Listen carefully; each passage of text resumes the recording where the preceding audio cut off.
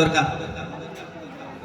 সেই সময় বিদর্ভ রাজ্যের যিনি রাজা, সেই রাজ্যের রাজা ছিলেন ভীষ্ম। সেই ভীষ্মকের 5 পুত্র 1 কন্যা। সেই 5 পুত্রের জ্যেষ্ঠ পুত্র রুক্মী, যার সাথে দুর্যোধনের খুব ভালো একটা সম্পর্ক ছিল। রুক্মিণী তার একমাত্র বোন। সেই রুক্মিণীর বিবাহ ঠিক করেন কোথায়? চেদিরাজের পুত্র শিশুপালের সাথে। দুর্যোধনের সাথে সঙ্গ দিচ্ছিলেন কুরুক্ষেত্রের যুদ্ধে।